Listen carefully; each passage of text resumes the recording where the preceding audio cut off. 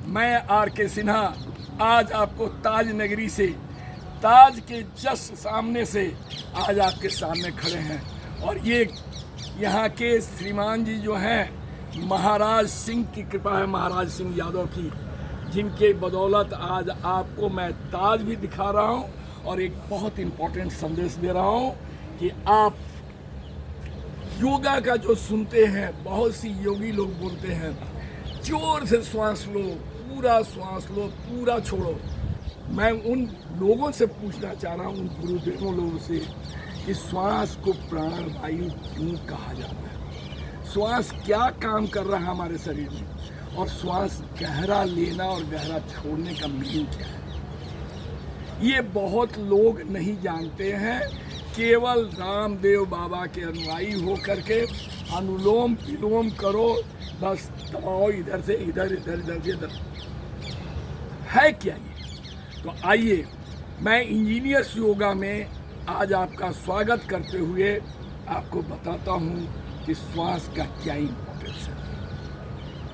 Gentleman, हमारा शरीर जो है ये 63 ट्रिलियन सेल से बना हुआ है। हम अकेला नहीं है। हम जो अपने आप को मालिक कहते हैं, इस शरीर के हम मालिक नहीं हैं। हम इस शरीर के प्रबंधक हैं, क्योंकि जिस शरीर में 63 ट्रिलियन लोग बस रहे हैं और इस 63 ट्रिलियन लोगों के चलते ही ये शरीर खड़ा है, उन्हीं के द्वारा ऊर्जा मिल रही है और इस ऊर्जा से हम शक्तिशाली अपने को महसूस कर रहे हैं। मेरा जो काम है, मैं जो हूँ इस पूरे शरीर का प्रबंधक हूँ। मेरा काम है कि 63 ट्रिलियन सेल्स सही ढंग से काम करें।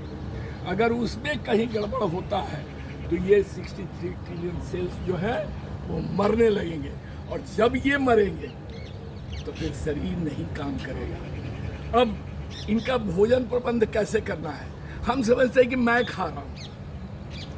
नहीं जेंटलमैन, आप जो कुछ भी खाते हैं आपके सिस्टम में मुंह के द्वारा जाता है, और बेसिकली आप 3 ही चीज़ खाते हैं। वैसे तो आप लाल पीला नीला हरा बहुत सा खाते हैं, सब्जी खाते हैं, फल खाते हैं, फलाना खाते हैं, डिमाका खाते हैं, लेकिन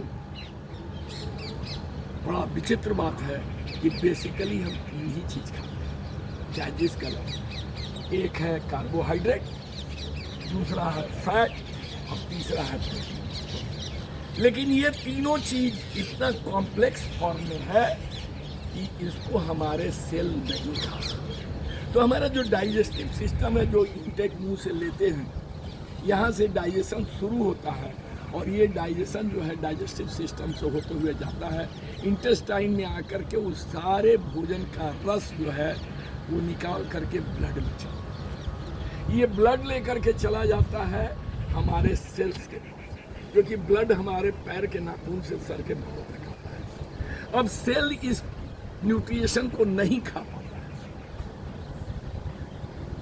उसको खाने के लिए और सिंपल मॉलिक्यूल चाहिए। तो उसके लिए उसको उसके किचन में जो माइटोकॉन्ड्रिया नाम का एक जगह है सेल के अंदर, वो सेल जो आँख से दिखाई नहीं दे रहे, उनके अंदर भी पार्ट है, उस पार्ट का नाम है माइटोकॉन्ड्रिया। वहाँ पर उनका किचन है। किचन में क्या चाहिए? फायर करने के लिए गैस चाहिए, और ये गैस हम जो लेते हैं यही मेरा श्वास है। ये ऑक्सीजन भी जाके ब्लड में मिलता है, उधर भोजन का न्यूट्रिशन मिल गया, दोनों जब जाते हैं सेल के पास तो माइटोकॉन्ड्रिया में फायर होता है। फायर होकर के वहाँ ग्लूकोज निकलता है, और ग्लूकोज से सेल खा लेते हैं, और सेल खाने के बाद उसके बदले में ऊर्जा देते हैं।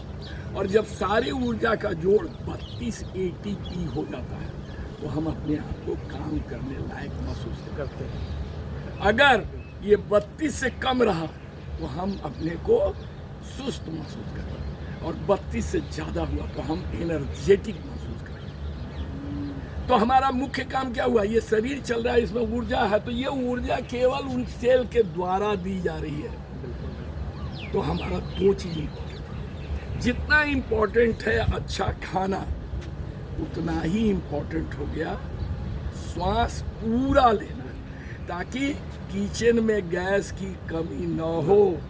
अगर किचन में गैस की कमी हो जाएगी तो बना बनाया खाना बेकार है। अब जो खाना हम खाते हैं उसका अवशेष जो है, जो ब्लड में नहीं जाता, वो तो निकल जाता है टट्टी से, लेकिन अब ब्लड का तो चीज जाएगा नहीं, वो तो ब्लड में आ गया। अब अगर वो न्यूट्रिएशन सेल के काम नहीं आया तो ये न्यूट्रिएशन जो है वो चला जाएगा लीवर के पास।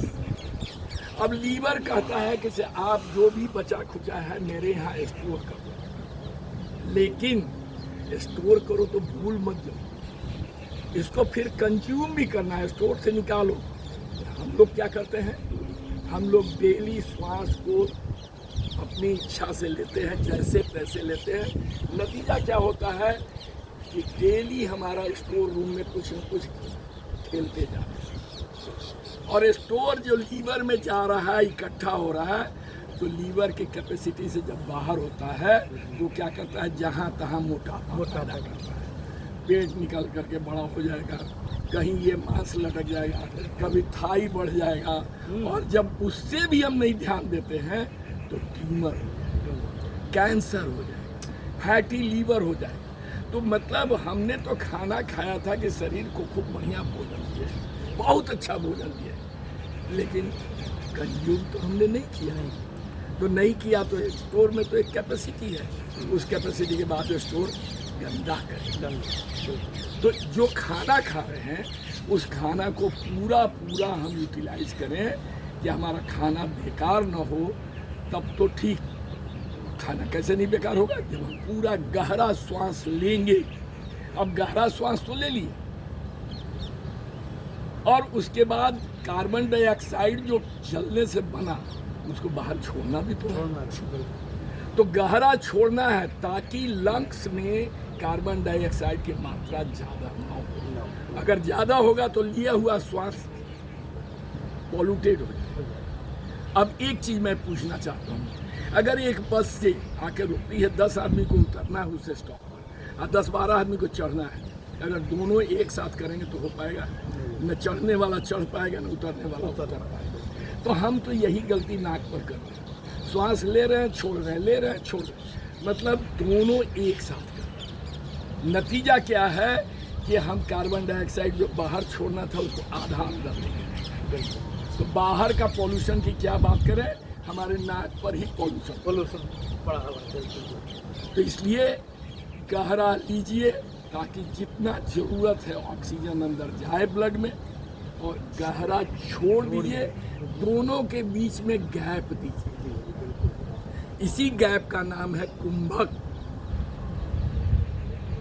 इस कुंभक को भी कीजिए, तब ये तो होगा कि पूरा फ्रेश एयर लेंगे और पूरा गैस को बाहर छोड़ेंगे। इसलिए आज से बंधु, आप लोग अगर लापरवाही में श्वास ले रहे हैं, बिना ध्यान दिए हुए श्वास ले रहे हैं, तो एक चीज़ एकदम कान खोल करके सुनिए। अगर ये हेल्थ को ठीक रखना चाहते हैं तो पहला काम, गहरा श्वास लीजिए और गहरे रूप में छोड़िए।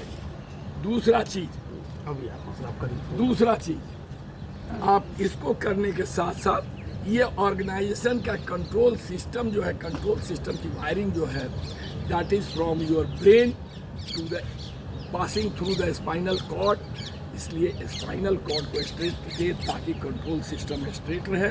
आज के लिए बस इतना ही। ताजमहल को देखिए, ये ताजमहल की ब्यूटी देखिए, इतना ब्यूटीफुल ताजमहल शायद आप नीचे जाकर के उसके प्रांगण में खड़ा होकर के भी नहीं देख सकते हैं।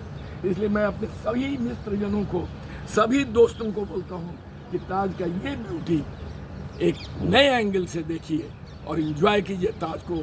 आगरा को जिंदाबाद कीजिए। ताज जिंदाबाद, भारत जिंदाबाद।